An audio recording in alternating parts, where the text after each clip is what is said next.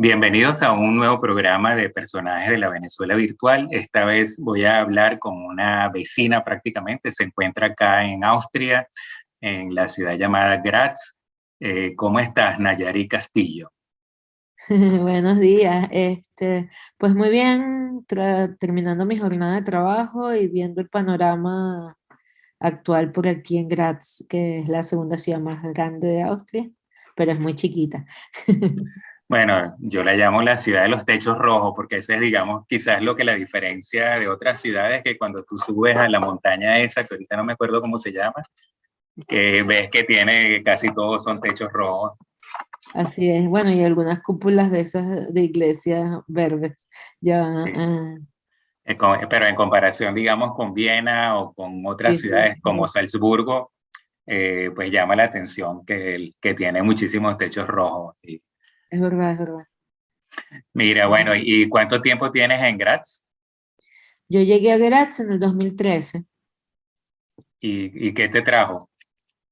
Bueno, era la segunda vez que venía a Graz. La primera vez me trajo nosotros estuvimos viviendo en Inglaterra, donde mi esposo estaba haciendo su doctorado, y cuando terminamos el doctorado de allá en Inglaterra, el periodo inglés, el periodo gris de nosotros, yo le dije que tenía que ir a un lugar donde me sintiera bien, y bueno, yo había estado en residencia en Graz, en una residencia internacional que en aquel momento se llamaba Rondo, ahora se llama la Residencia Internacional del Estado de Estiria, y, y a mí me gustó mucho porque fue la primera vez en Europa que me sentí que como que no llevaba una máscara, una cosa así, o sea, que era yo misma, pues. Y eso me gustó mucho. Entonces le dije a Hans que nos viniéramos por acá a probar suerte. Hans es del norte de Alemania y pues yo soy del sur global y Austria parecía un buen intermedio entre esos dos mundos. De hecho, Graz está muy en el sur, es casi Eslovenia o es Eslovenia prácticamente. Y entonces en pocas horas estás en la playa, que es fundamental para mi psique. ¿Y Hans qué especialidad tiene? También es... Hans es artista sonoro, Ujú. y trabaja aquí en la universidad en músico contemporáneo, electroacústico, y hace instalaciones sonoras. Y bueno, hasta el año pasado trabajaba en el Instituto de Música Electroacústica de la Escuela de Música y ahorita está trabajando en la misma Escuela de Música, pero en el Doctoral College, en el colegio de doctorado. Ah, ok, bueno, o sea, tienen alguna, digamos, conexión realmente, ¿no?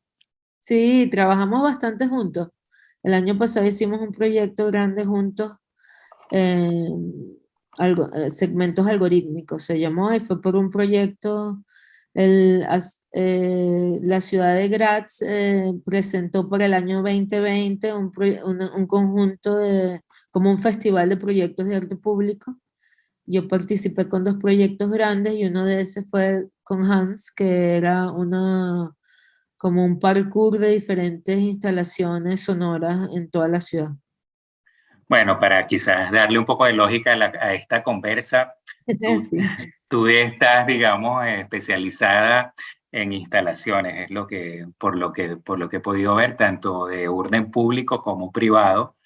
Y bueno, vamos a ver qué es una instalación para ti, para que las personas que no se han enfrentado a lo que es una instalación, pues entiendan de qué estamos hablando. Bueno, instalaciones son como una forma de hacer arte que tiene que ver con objetos en el espacio. O sea, el espacio es tu materialidad y los objetos o cómo pones los objetos o cómo te relacionas con el espacio es lo que conforma la obra y la semántica de la obra. Entonces, lo que generamos los instaladores, bueno, y viene de la idea de instalación. Instalación significa poner, o sea, una instalación, un instalador de agua instala el agua, o sea que lo que nosotros hacemos es estructurar objetos, ponerlos en el lugar y hacer que las personas tengan una experiencia particular. Y esa experiencia es lo que llamamos nosotros obra, pues. Y hay dos tipos como lo llamaste, interno y externo, vamos a decirlo así, o del cubo blanco o de los espacios cerrados y de lo público.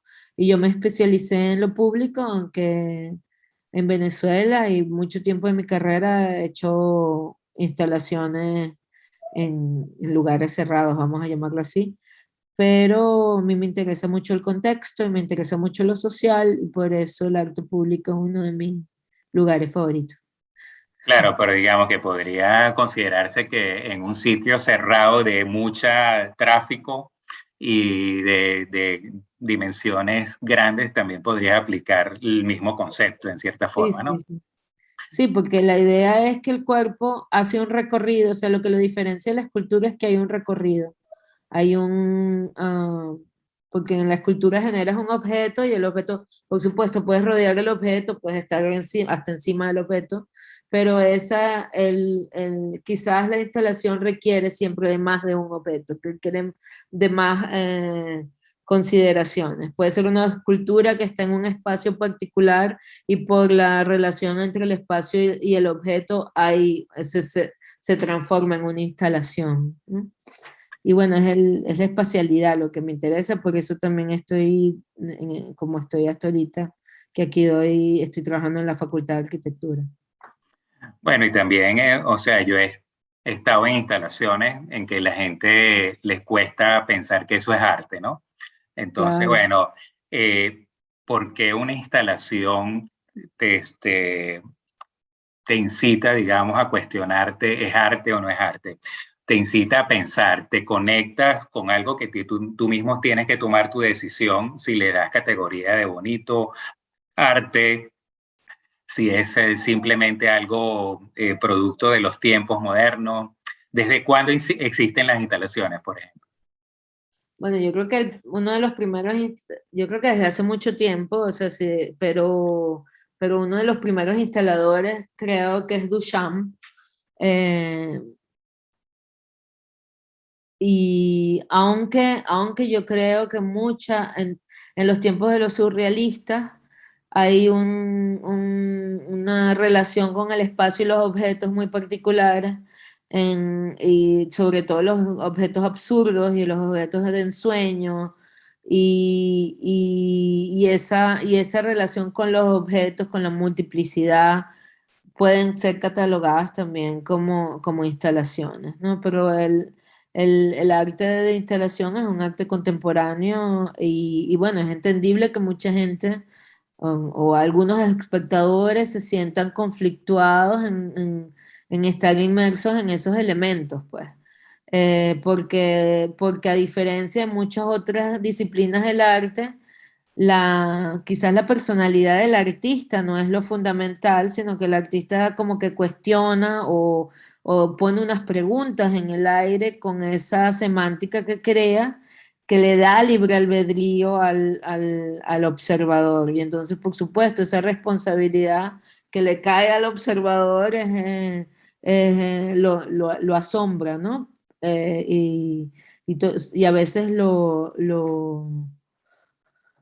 a veces da miedo también tener que tomar la decisión sobre lo que se está viendo y creo que eso es muy diferente a cuando, bueno, cuando te estás enfrentando incluso a una gran pieza pero hay una mano creadora muy obvia que está detrás del dibujo, por ejemplo, ¿no? Y a pesar de eso, yo creo que en una instalación puede haber, o sea, un cuadro puede ser parte de una instalación, un cuadro puede ser el detonante, ¿no? Cuando uno, eh, pero hay una semántica diferente. Por ejemplo, si uno ve una pieza de Klee, tiene una semántica particular. Si uno ve una acción de Yoko Ono escribiendo en la pared, aquí se abre el espacio, esa acción cambia el espacio y esa deformación del espacio es lo que se llama instalación. O sea, la instalación consiste en una transformación de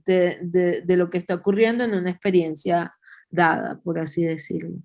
Sí, bueno, yo pienso también que las instalaciones no tienen que seguir necesariamente como fin tener una estética o que digamos, que tenga alguna armonía desde el punto de vista de lo que se conoce como arte, sino lo importante es que cumpla el objetivo de poner el concepto como digamos, el arte es presentar un concepto que te permita a ti un diálogo, bien sea contigo mismo o con los espectadores o contigo y el mundo, contigo y el artista. O sea, no es necesariamente se busca un balance o un equilibrio de colores o cosas así, sino quizás también a través de una cosa multimedial, las personas pueden interactuar. Es arte viva, es arte experimentada, Sí, es un arte vivo. es Es un vivencia. arte vivo y requiere lo que dices, como una reacción del espectador, ¿no? Demanda una reacción del espectador.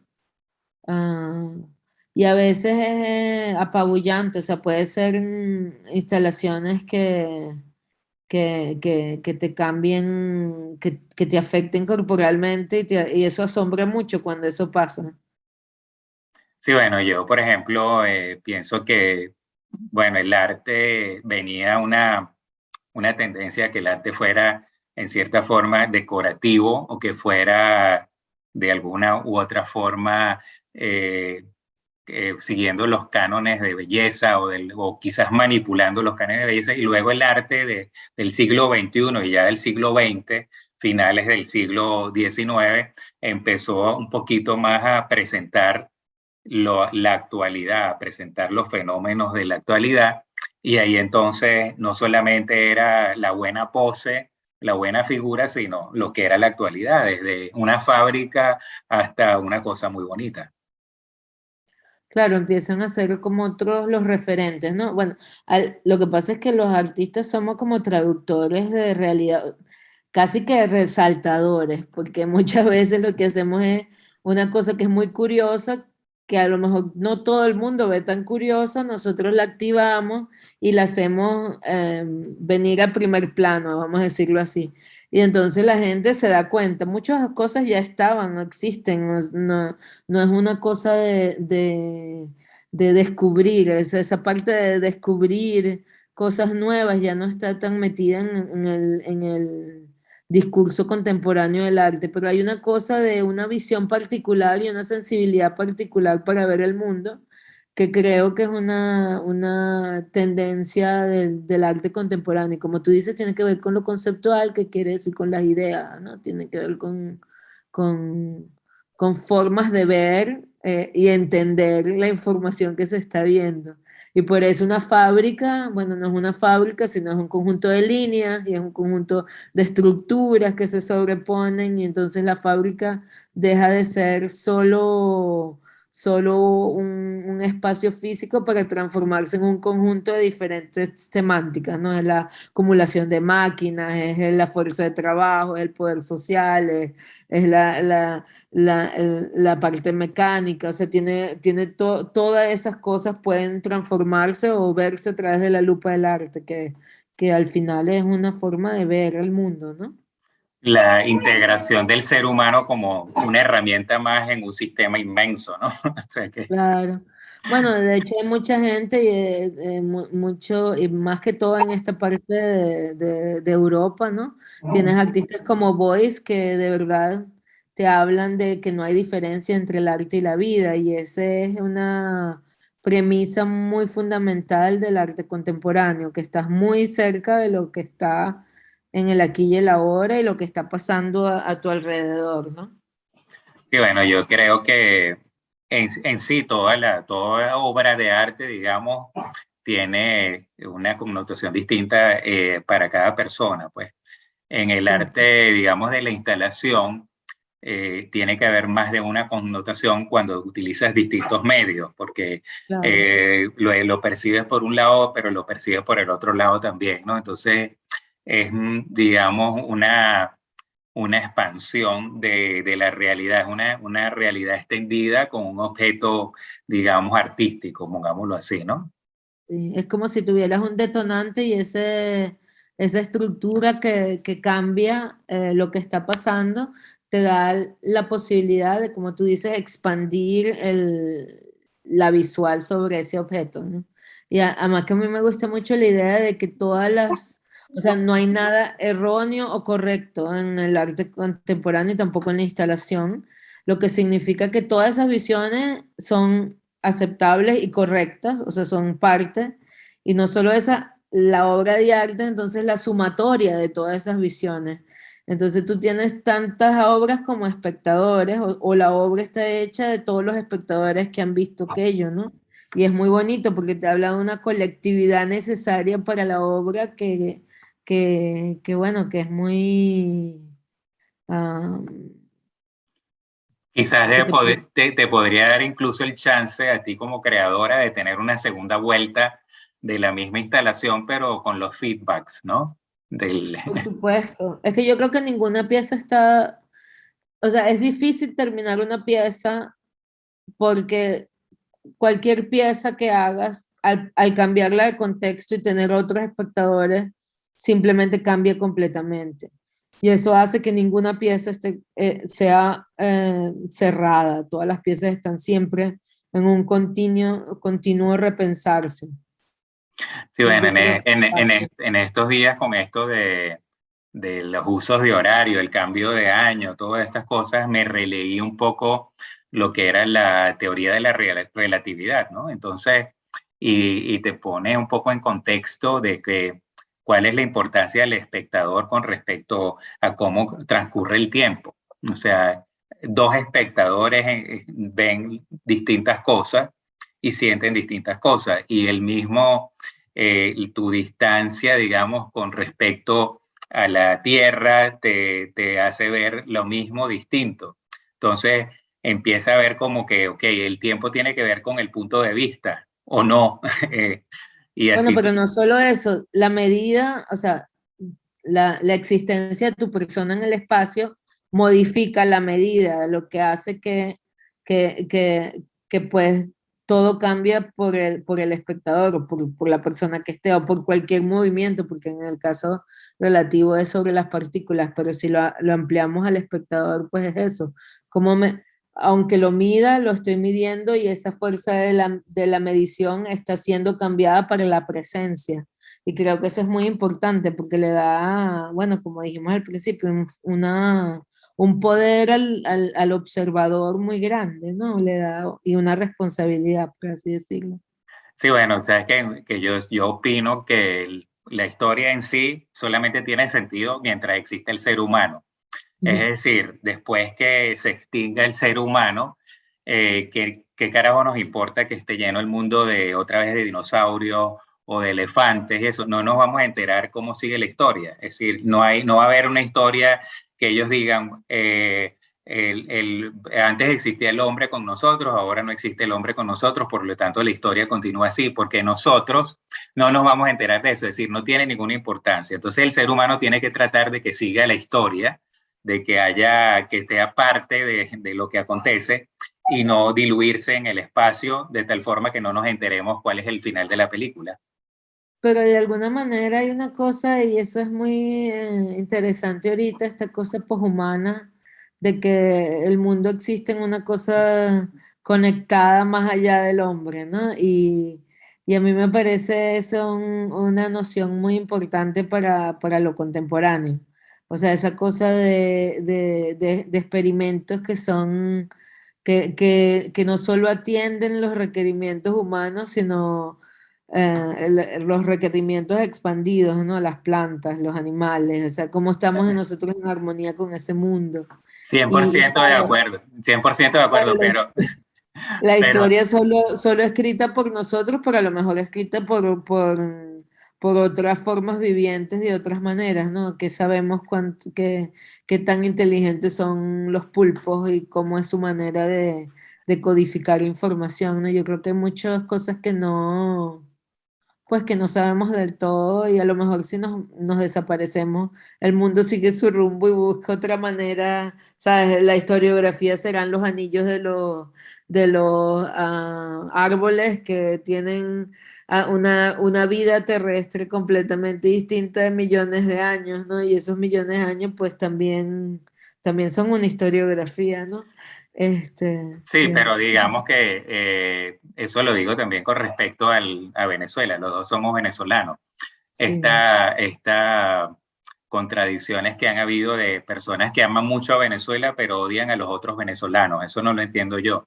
O sea, Venezuela, tú puedes tener a Venezuela, yo estoy de acuerdo que es una belleza, digamos la zona del sur con todos los tepuy, las playas, etcétera, pero sin ser humano no tiene ningún sentido. Sin el venezolano. Entonces, tu principio principal, digamos, de tu attachment con Venezuela no puede ser que solamente que se conserve los médanos de coro y que se conserven los Andes y que no se deshielen. Y no puede ser. No, o sea, tú no puedes ir en contra del mismo venezolano y querer a Venezuela. Es un concepto, digamos, completo, Bueno, pues. y es que yo creo que hablando de eso, que me parece muy bonito como abrir hacia esa am, forma de sentirse venezolano, ¿no? Y qué pasa con nosotros viviendo fuera, y que sabes, todas esas preguntas que quizás para mí han cambiado mucho desde cuando me vine, que es en el 2004, a hoy día, el 2022, ¿no? Y es que son un montón de años de muchos cambios dentro de mí y también dentro del país, ¿no? Y esa cosa de las cosas, yo me acuerdo que Carlos Serpa me decía mucho, para poder estar aquí tienes que haberte ido. Entonces hay una cosa hay un acercamiento a la venezolanidad que tiene que ver con ese gentilicio del que tú hablas, ese sentirse parte de una comunidad por haber pasado muchas cosas juntos, ¿no? Por haber tenido una vida interesante conjunta. Yo creo que, claro, somos los paisajes, por supuesto que también somos los paisajes y tenemos ese santo ángel adentro, pero somos también las formas de ver en el mundo que tiene que ver con el venezolano y que para mí, o sea, eso que te está diciendo de los animalitos no está separado, ¿sabes? Porque haber coexistido en un lugar donde hay bichos de toda calaña, animales que están contigo y permanecen contigo y que te saludan de día y las chicharras que gritan y los guacamayas que hacen escándalo y las guacharacas. Yo creo que eso es también fundamental para la forma de uno estar en el mundo. Y claro, el gentilicio y las personas que nos hicieron son fundamentales, pero también formas sociales, ¿no? Yo creo que la flexibilidad, y eso yo lo agradezco mucho, haberlo vivido, una cosa gigante que a mí me dio Venezuela, por ejemplo, en mi caso. Pero eso es intangible, Sí, eso es parte de esto, del ser pero en humano, las pues. buenas y en las malas, y de alguna manera te reconstruyes, ¿no? Y te caes y te reconstruyes. Y bueno, eso es muy bonito. Y también yo extraño mucho, de las cosas que extraño más o de las que aprendí mejor o de lo que más me gustó haber pasado allá cuando crecí, es esa movilidad social que tienes en Venezuela. Esa capacidad de estar con todos y entre todos y conocerlos a todos y ir de un lugar a otro muy rápido, o sea, cambiar de contexto social de una manera, cónchale, muy abismal. Me parece a mí una ganancia de vida que extraño muchísimo aquí porque no la tienes, esa rapidez, esa movilidad. Y bueno, es interesante, es diferente, ¿no? Es interesante que eso exista, porque eso te permite hablar con mucha gente. Nosotros tenemos la capacidad de hablar, de conectar con gente de muchos contextos. Y eso yo lo aprecio mucho, me ayuda mucho como artista en el espacio público.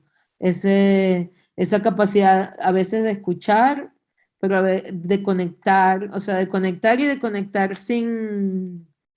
mm, a pesar de que hay muchas diferencias sociales en Venezuela, siempre conectas con la persona que está al lado, alejado de todo eso como prejuicios. O sea, hay una manera de conectarse que es muy bonita y yo creo que eso queda ahí, es parte y como tú dices, eso es la gente, eso es.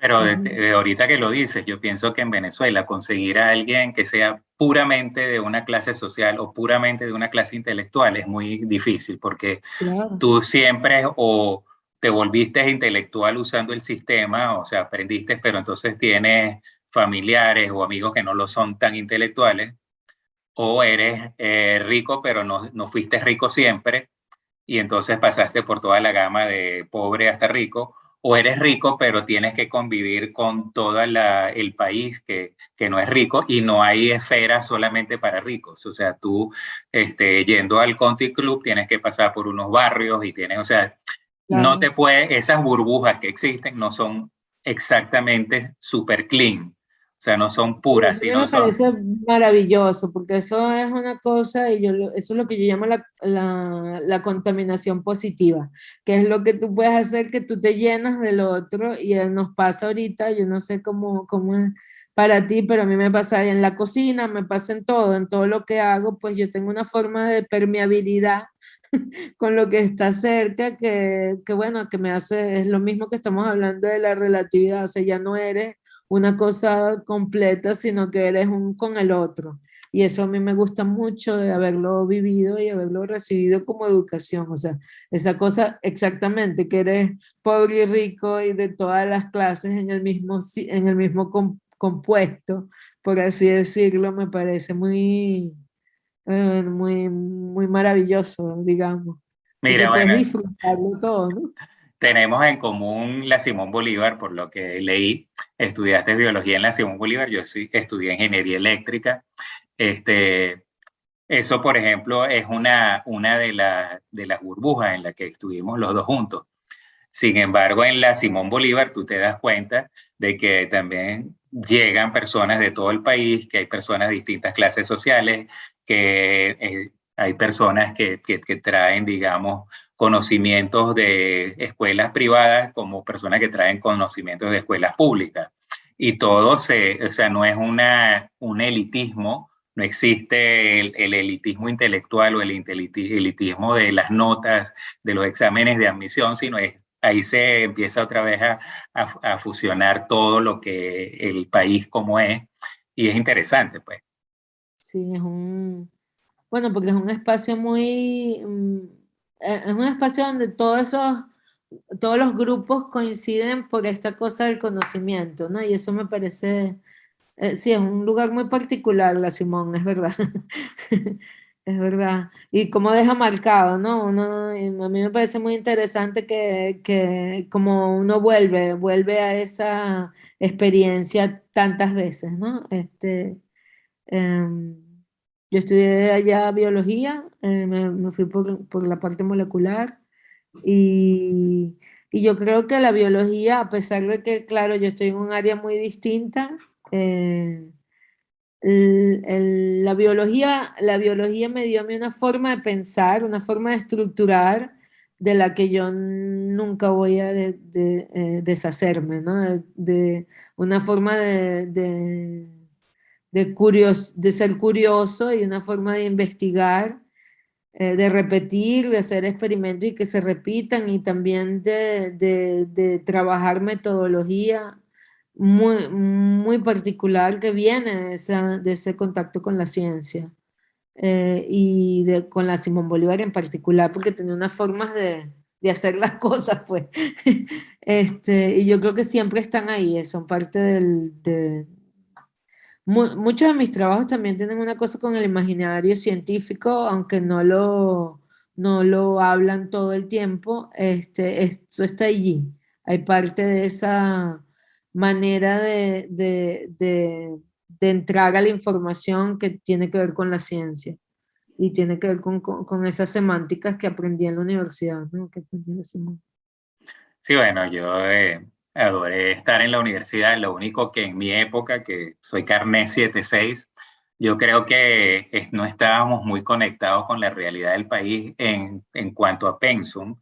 O sea, se buscaba ser el ingeniero ideal o el profesional ideal, pero no lo ponía muy en contacto con la realidad del país para la cual tú ibas luego a trabajar. Es decir, Claro, se concentraban más en el rendimiento cognitivo y no digamos, en familiarizarte con lo que luego sería tu materia de trabajo, pues tu lugar de trabajo. O sea, te podías aislar extremadamente en esa época, Es ¿no? verdad. Pero de alguna manera es imposible aislarse, o sea, la realidad es que es imposible aislarse en Venezuela, aun cuando la Simón representaba una burbuja, ¿no? Así que yo creo que era más bien una ganancia, porque puedes tener las dos, como las dos, Claro, nunca, nunca estás aislado, nunca. pero no tenías digamos, la conciencia esta que requiere para tú tener responsabilidad social, Sí, sino te quedabas quizás en lo individual, es verdad. y entonces eso yo creo que en países como el nuestro, en que tú tienes tantas cosas por hacer, tú tienes que estar consciente de qué cosas son las que hay que hacer y para lo cual tú te estás preparando, porque ese es como, Pero realmente la educación venezolana en general, y eso es una cosa que veo mucho dando clases aquí, es una educación de equipo. O sea, te enseñan desde muy pequeño a trabajar en colectivo y hay una necesidad de la colectividad muy grande, ya sea por escasos recursos, o sea, en la escuela de arte es una cosa así, no todo el mundo puede comprarse las cosas que se necesitan, así que todo el mundo se comparte cosas, pero hay también una cosa de forma de hacer equipo, que yo creo que es muy grande en Venezuela, en la Simón también, o sea, una cosa de trabajo conjunto, de pensar en conjunto, que yo creo que es fundamental y muy diferente aquí. Por ejemplo, yo lo veo a mis alumnos que les cuesta una barbaridad trabajar juntos. Por supuesto, hay gente que es especializada en eso, pero en general atiendes más a tus necesidades personales que a las necesidades colectivas. Y yo creo que en Latinoamérica en general tú tienes una relación con lo colectivo muy grande, o sea, oscilas en lo colectivo de otra manera que aquí, por ejemplo, ¿no? bueno, te estoy hablando de hace muchísimo tiempo. Este año Ah, cumplimos 40 años de graduado, imagínate. 40 años de graduado. ¿Qué año te graduaste tú? En el 81. 81. Ah, bueno, ya cumpliste los 40 años. Sí, entonces, claro, cuando tú Yo la mitad. Yo en me gradué en el, ese, yo me gradué en el 2000, o sea que son la mitad. en esa época tú tenías así como la universidad piloto para que entren los nerds del país, una cosa así. Y ya cuando seleccionas los nerds del país, ya un nerd por lo general no está conectado, porque ni siquiera en los liceos, yo fui nerd, tú estabas conectado con todo el mundo porque te trataban como bicho raro. Entonces, eres un Ujú. desconectado y permaneces 5 años más desconectado, está difícil la cuestión, ¿no? Es verdad. Sí. Lo que pasa es que, bueno, yo estudié en el Colegio Francia, que es un colegio quizás que en aquella época cuando yo estudié tenía una parte social muy grande. Este, y bueno, mi mamá, que también es artista plástico, Consuelo Méndez, es una persona muy allegada a lo social. Entonces yo crecí en muchos círculos que tenían que ver además que mi familia es muy política en los dos lados, eh, eh, tenían como una conciencia de lo colectivo muy grande. Yo creo que yo crecí en esa conciencia colectiva, a pesar de, como tú dices, ser un completo nerd. ¿No? Estemos claros. Sí. La vida, ¿cómo se llama? Y las vicisitudes de los nerds. Que claro, que estando allí, pues sí, todos lo pasamos, ¿no? Pero Mira, ahora viéndolo para atrás 20 años, que es bárbaro, que sean 20 años de aquello. La Simón me dio muchas cosas que siguen estando presentes en mí. no, bueno, yo también, o sea, de mi vida se trata de prácticamente de la forma de la lógica, la forma de cómo planificar qué va antes, qué va después, qué prela, qué no prela, o sea, e incluso hasta para cruzar la calle, o sea, no, no me escapo de esas cosas, ¿no? Estoy siempre en eso. Sin embargo, cuando yo recapacito en esa época, yo diría, bueno, yo le agregaría un poco más menos presión de terminar. Imagínate que tú terminabas, yo terminé en 5 años, pero había gente que terminaba en 5 años y 3 meses y eso ya era malo. Sí, era horrible, Era imagínate. horrible. Terminó en un trimestre más. O sea, por favor. Lo que pasa es que yo en el último año de la carrera, cuando ya la estaba terminando, empecé a estudiar arte en la Reverón, y aquella época de la Reverón era una Reverón muy, muy activa. Bueno, la verdad es que no sé cómo está ahorita, pero yo viví como la época dorada de la Reverón. Y como que tenía ese balance, era una vida de locura que yo creo que nunca, no podría, o sea, solo se puede pensar en un ritmo como el de ese, a esa edad, en ese momento de la vida, porque yo iba de Sarteneja a hacer mi tesis en el IBIC, bajaba por los túneles a la Reverón, o sea, por Katia, y volví hasta la Carlota donde vivía, y ese era el tour diario de kilómetros y kilómetros y colas y Sí, gente gigante 70 kilómetros diarios, mínimo. que yo hacía. No solo eso, nosotros vivimos en el teléfono, hablamos con la gente, o sea, yo creo que yo hacía todo en ese carro, me cambiaba de biólogo a artista, de artista a amiga, ¿sabes? Tenías toda esa multiplicidad de personalidades en ti. Y yo creo que eso también era muy divertido. No sé si ahorita tendría la energía para cumplir esas metamorfosis tan rápidamente, pero creo que era muy sabroso pasar de una ciudad y esa ciudad de Sartenejas a Caño Amarillo, de Caño Amarillo a la Carlota, de la Carlota una cosa de bastante disparidad, digamos. Contrastes diarios, digámoslo Con así. muchos contrastes. Muchos contrastes. Mira, bueno, todos los que pasan por aquí yo les pregunto para finalizar qué es su concepto de ser feliz y que nos dejen un eslogan. Entonces, bueno, te paso la palabra para que me digas qué es ser feliz para ti.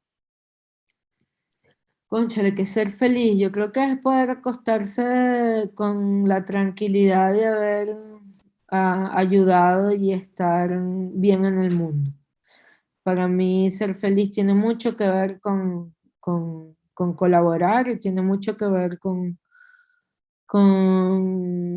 respeto también, con respeto del otro. A mí me gusta, por eso me gusta estar donde estoy. Creo que tiene esa cosa de que me siento como que puedo ayudar y puedo respetar al otro, y de vuelta lo tengo. Eso es para mí la felicidad, estar tranquilo. Yo creo que tiene que ver para mí tiene que ver con la conciencia, como acostarse diciendo, bueno, hoy cometí solo hice cosas buenas, no cometí ninguna cosa horrible. Buenísimo. Este, pero bueno, a lo mejor la felicidad tiene otras. Yo también creo que estar vivo tiene que ver con la felicidad, o sea, estar aquí y ahora y ser capaz de amar, ser capaz de reír, ser capaz de soñar, o sea, de estar vivo, pues, de todas las cosas que te hacen estar en la realidad. Y a mí eso me gusta bastante. Creo que eso es la felicidad.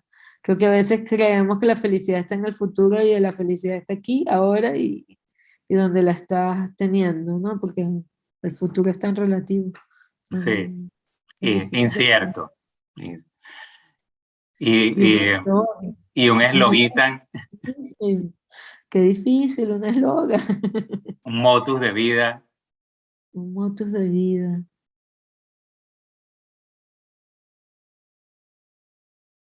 Bueno, yo creo que puede ser una frase muy común venezolana, ¿no? Yo creo que tiene que ver con hacer bien sin mirar a quién. Y a mí me parece que todo lo bueno que hagas afuera se te va a devolver en creces, y creo que es muy importante, además no hacerlo porque se va a devolver. O sea, eso no es lo fundamental, pero, pero tener la capacidad de estar siempre tratando de hacer cosas que tenga que ver con tu moral, pues que en lo que tú consideras bueno, porque las morales son muy distintas, ¿no? Pero en lo que tú consideras bueno, mantenerte y tratar de que los otros estén bien y tratar de no perjudicar a un otro, a mí me parece muy importante. Y comprender al otro también, y creo que eso es una de las cosas que no sé si recomiendo, pero que me gusta tener en la vida, o sea, y de eso está la felicidad, dormir tranquilo, porque hiciste solo el bien. No, bueno, me parece fabuloso tu concepto de felicidad, no es tan egocéntrico en cierta forma, o sea, tiene que ver mucho con la colaboración, con tu universo. Y bueno, y tu eslogan es prácticamente dar. Sí, Y a veces eso, uno da mucho, tienes que aprender también a recoger energía, ¿no? Y recuperarte, pero yo creo que eso con los años uno lo empieza a aprender a hacer, no, a no, ¿cómo se llama? Dar sin acabarse, o sea, se puede dar sin sí, acabarse y se reenergiza, ¿no? Se sí, reenergiza, se recarga uno, ¿no? se Mira, recarga bueno, uno. un abrazo, realmente espero conocerte, no estamos tan lejos, cuando cualquier Bueno, bueno, momento, me nos imagino que, debemos un café fuera de la pandemia. sí, me imagino que vendrás a comprar discos en Viena o algo así, o a lo mejor voy yo De las a, exposiciones. sí, Las y, exposiciones son muy buenas por allá. sí, excelente, bueno, en Graz también ha habido exposiciones buenas y eso, aquí en Austria realmente la cultura no está tan centralizada, sin Es verdad. embargo, Viena es la capital de No, pero muchas cosas. a Graz tiene, y eso es una cosa para todos los oyentes que no conocen esta ciudad y que están en el área cultural. Yo creo que una de las cosas más bonitas que tiene esta parte de Austria es que es un sector muy dadivoso, o sea, es de verdad un sector donde la gente se ayuda y yo creo que eso fue una de las cosas que me hicieron quedarme aquí, es un lugar donde te sientes acompañado y a mí me parece que eso es muy interesante como estructura cultural. La ciudad, por supuesto, muchas cosas están apoyadas por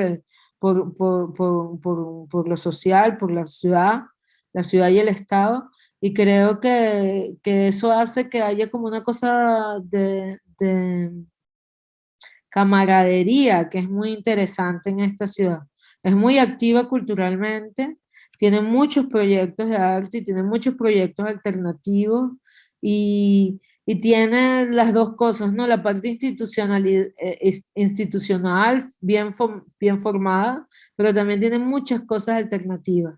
Y eso a mí me gusta de Graz, así que los que puedan, vengan a visitar por aquí, Va, que sí, tiene lo suyo. no vale la pena, yo por lo general voy una vez al año. Mira, Bueno, bueno, un beso y te deseo lo mejor y muchas bueno, gracias por la ya, invitación. ya sabes, a la orden por acá en Viena. Ok.